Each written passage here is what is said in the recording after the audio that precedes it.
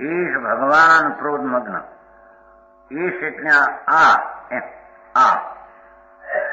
ઈશ આ સૂચવે છે. આ સદાકાળ પ્રત્યક્ષપણે ચૈતન સ્વરૂપ છે એવો એ શબ્દ છે ને. આ ભગવાન ઈશ આ સદાકાળ પ્રત્યક્ષપણે ચેતન સ્વરૂપ છે એ વિકાળ જ્ઞાન સ્વરૂપ છે અને પોતે પોતાને પ્રત્યક્ષ સ્વરૂપ ટીકાવ છે. એ પર્યાયમાં હવે પ્રત્યક્ષ થાય છે. પર્યાય સમજાય છે, સ્વરૂપ સમજાય, અવસ્થા વસ્તુ છે તો ટીકાવ છે શુદ્ધ ચૈતન મૂર્તિ પદાર્થ છે ને. તો આનંદ ને શાંત રસ ને જ્ઞાન સ્વરૂપ છે. જો સ્વરૂપ આવ્યું તમારું એમનો જન્મદિન છે જગત પાછું કહો સમજાણું કાંઈ. સ્વરૂપ પોતાનું સ્વના પોતાનું રૂપ. શરીર વાણી મન એ પોતાનું રૂપ નથી. અંદર રાગ ને દ્વેષ અને પુણ્ય ને પાપના વિકલ્પો ઉઠે પણ કઈ પોતાનું સ્વરૂપ જો હોય તો તેમાંથી ટળે નહીં ને ટળે છે તો એનામાં છે નહીં.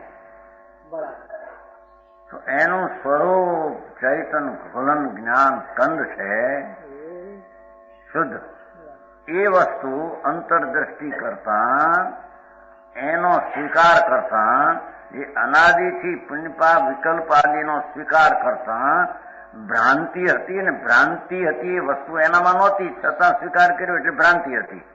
એ ભ્રાંતિમાં પુણ્યપાપ વિકારનો સ્વીકાર એ દુઃખરૂપ દશા હતી. એ આત્મા નહીં ને આત્માની દશા નહીં. સમજાય છે કાંઈ. ભગવાન આત્મા જો ભાષા એમ લીધી છે ભગવાન આત્મા છે ને. ચેતન મહાપ્રભુ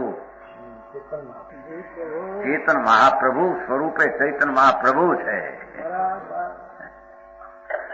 ભગવાન આત્મા મહાપ્રભુ છે. અંતરમાં સામર્થ્ય જેનું પ્રભુત્વ નામનો ગુણ છે આત્મામાં. એક આત્મામાં પ્રભુત્વ નામની એક શક્તિ છે ટીકાવ. એનાથી તે ચૈતન પ્રભુ છે.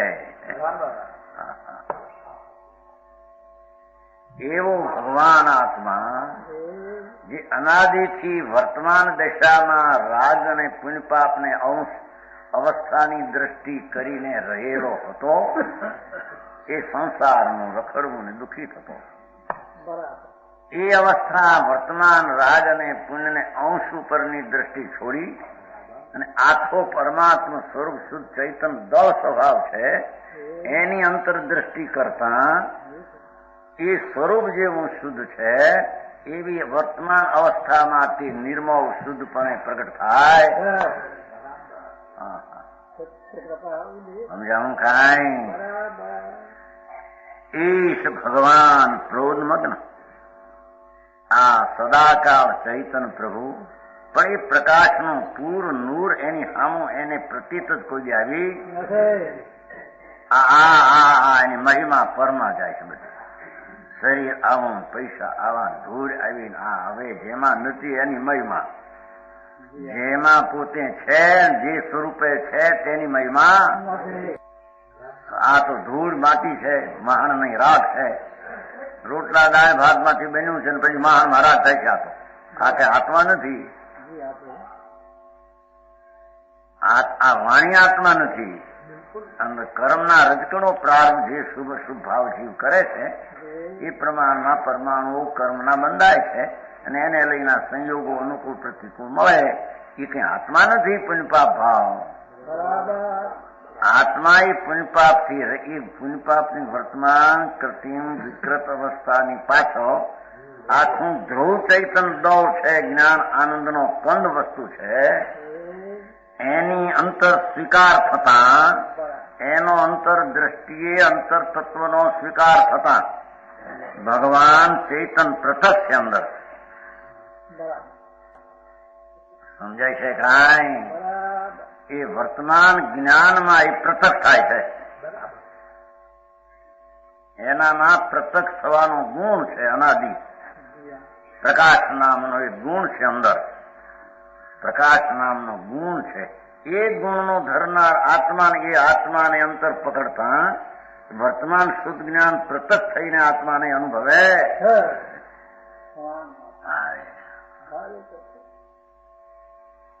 શું કે છે આ સમજાવું? કાંઈ કે છે કે ભગવાન એ સદાકાળ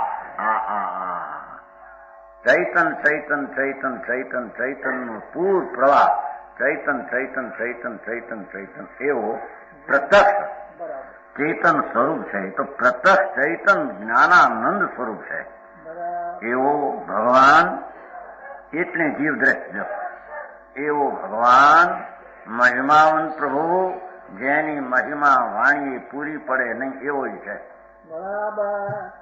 સમજાય છે કાંઈ? તેથી ભગવાન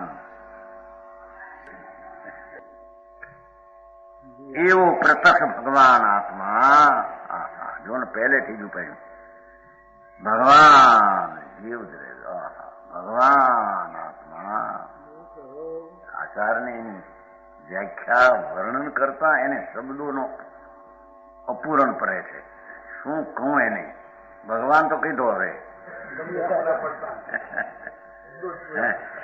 ભગવાન આત્મા જેના ચૈતન ચમત્કારના સત્વમાં લોકાલોક એક સમયમાં જણાય એવી શક્તિઓનું અનંત પર્યાયનો પિંડ ચૈતન, એને શું કહેવું?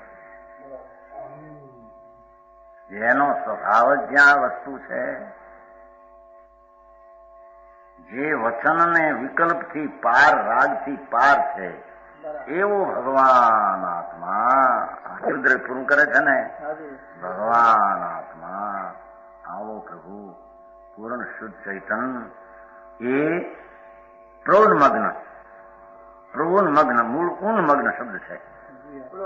પ્રવિશેષ ઉન્મગ્ન ઉછળે છે, પ્રગટ થાય છે. ઉન્મગ્ન શુદ્ધાંગ રૂપ દેખાડીને પ્રગટ થયો.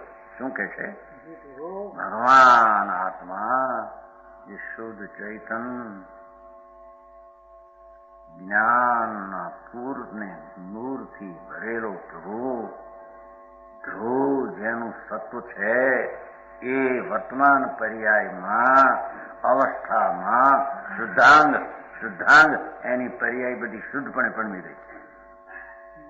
શુદ્ધાંગ સ્વરૂપે દેખાડીને પ્રગટ થયો. સમજાણું કાંઈ? જેવું શુદ્ધ વસ્તુ છે એવી અંતરદ્રષ્ટિ અને સ્થિરતા થતા ઉન્મગ્ન જે વસ્તુ છે એ ઉછળી શક્તિમાંથી અને પર્યાયપણે પૂર્ણપણે પર્યાય પ્રગટ થઈ. બરાબર સમજાણું કાંઈ? શુદ્ધાંગ સ્વરૂપ દેખાડી પ્રગટ થયો. શુદ્ધ ત્રિકાળી પર્યાય નિર્મળ થઈ એ દ્વારા આખો શુદ્ધ છે એમ થઈને શુદ્ધ પર્યાય પ્રગટ થયો. શુદ્ધાંગ સ્વરૂપ પ્રગટ થયો.